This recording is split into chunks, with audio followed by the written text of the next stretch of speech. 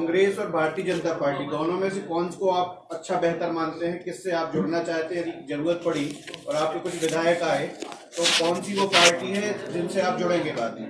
जनता से जुड़ के काम करना है और जो जन भावनाएं होंगी उनका समर्थन किया जाएगा। लेकिन मैं आपको फिर कह दूं कि अगर ये दल इतने अच्छे होते तो शायद आज आजाद समाज पार्टी की जरूरत ही नहीं पड़ती। हो सकता है बाबा साहब अम्बेडकर को भी पार्टी नहीं बनानी पड़ती अगर इन दलों ने वास्तविकता में गरीबों की आवाज उठाई होती और जिसकी जितनी संख्या वाली उसकी इतनी हिस्सेदारी दी होती। आज हमने इसको चरितार्थ करके दिखाया कि जो लोग हमसे जुड़े हैं हमने उनको आगे बढ़ने का मौका दिया। सर 230 सीटों पर क्यों नहीं लड़ रहे हैं? क्या ST/SC जो जहां पर ज्यादा वहीं पर फोकस कर रहे हैं आप? फिर मैंने कहा कि जिस तरह के कार्य पिछले 5 सालों में संघर्ष के रूप में हमारे नेताओं ने किए और जिस तरह के चुनावी राजनीतिक समीकरण उन्होंने देखकर टिकट घोषित किए, उन्होंने इसके लिए बहुत कुछ सोचा।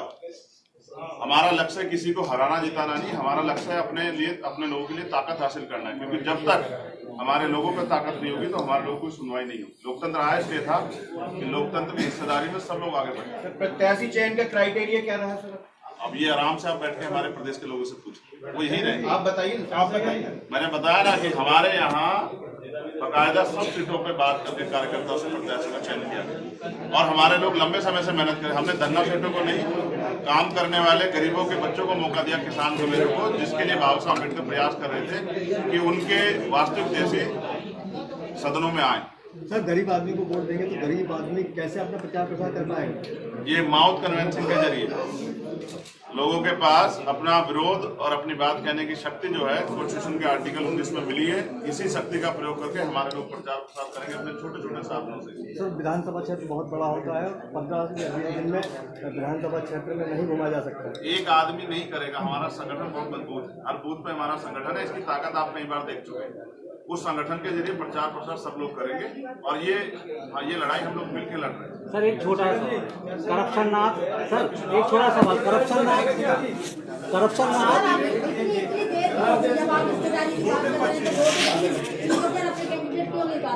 मैंने आपसे ये कहा कि आर्थिक रूप से कमजोर हमारे प्रत्याशी जिन सीटों पे लड़ सकते हैं वो उन पे बहुत हिम्मत दिखा रहे हैं। इस देश में अभी इतनी समानता नहीं है। आप भी मीडिया के लोग मेरे पास शायद हमारे प्रदेश के लोगों के प्रचार प्रसार में नहीं जाएंगे क्योंकि हम शायद उस तरह से आपको विज्ञापन ना दे पाए। ये तो आप आरोप लगा रहे हैं, अभी भी तो आए हैं। आप मुझे सुनने आए, आपसे थोड़ी विज्ञापन लेंगे। मैंने यहाँ बैठने की ताकत मेहनत से हासिल की। अरे सर आप कोई स्टार को ना जो आपको सुनना है, अभी भी कवरेज करने आए हैं आपकी। आप कौन से चैनल से? आप कौन से चैनल से? खबर मध्य प्रदेश से हूँ। हम लोकतंत्र में आम आदमी भी काबिलियत रखता है, ताकत रखता है और आपको इसी बात की तनख्वाह मिलती है कि आप हमें सुने। अगर हमारे लोग नहीं बोलेंगे तो अगर हमारे लोग नहीं सुनेंगे तो आपके चैनल बंद हो जाएंगे। आप बोल रहे हैं हमारे लोग नहीं देखेंगे, हम तो सबको सुनते हैं। तभी कह रहा हूँ अच्छा होगा हम इस बात को आगे बढ़ाएं। हम मध्य प्रदेश में भारतीय जनता पार्टी अमित शाह के नेतृत्व में चुनाव लड़ रही है, मुकाबला कर पाएंगे आपके? क्यों नहीं कर पाएंगे? हमने तो बहुत बड़े बड़े प्राइम मिनिस्टर और मुख्यमंत्री हारते देखे। ये लोकतंत्र जनता तय करती है, जनता गुलाम थोड़ा ही है। जिन सपनों का भारत शहीदों ने देखा था क्रांतिकारी, वो भारत बन पाया क्या? आज भी अगर महिलाओं के साथ NCRB का डाटा कहता है मध्य प्रदेश में इतने अन्य अत्याचार होते, इसकी जिम्मेदार सरकार है क्योंकि सरकार टैक्स सबसे बराबर लेती है। आज भी अगर पेपर लीक होते, घोटाले होते, इसके जिम्मेदार मुख्यमंत्री है और तमाम तरह से जो भ्रष्टाचार हो रहा है इस पर जवाब देना पड़ेगा सरकार को।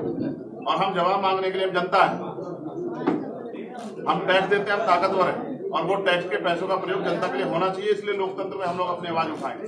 कांग्रेस ज्यादा आपसे ज्यादा समाजवादी पार्टी जो अखिलेश यादव जी को क्यों ज्यादा तवज्जो दे रही है? आपकी वजह देनी चाहिए, बड़े नेता है, आपको क्यों नहीं दिया? बाकी से तवज्जो लेनी थोड़ा यार, मध्य प्रदेश जनता तवज्जो देगी सब ठीक हो जाएगा। समर्थन तो मैंने ये भी देखा है कि एक सीटों के लिए सरकारें चक्कर काटती फिरेंगी। आप देखते जाइए, बहुत गैप नहीं है दोनों पार्टियों के मध्य, जो अंतर है उसमें बहुत गैप नहीं है।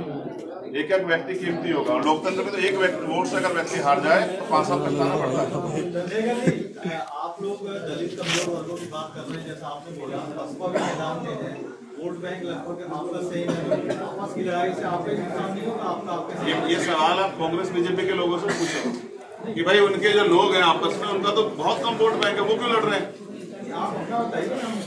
मैं फिर आपसे कह रहा हूँ कोई लोकतंत्र को हराने जिताने के लिए नहीं है, लोकतंत्र आगे बढ़ने के लिए, ताकत हासिल करने के लिए। अगर वो ताकत हासिल कर पा रहे होते तो हमारी जरूरत क्यों पड़ती? हमने मेहनत करके ताकत हासिल की है कि लोगों का विश्वास कमा के। सर चुनाव निशान ये अच्छा प्रचार का काम बताया आपने। अभी देखिए चुनाव आयोग जो है अगर कोई खेल नहीं करेगा तो कभी केतली, और अगर सरकार के सारा कोई खेल करेगा तो उसके बाद जो कुछ होगा वो जनता आपको बता देगी। देखो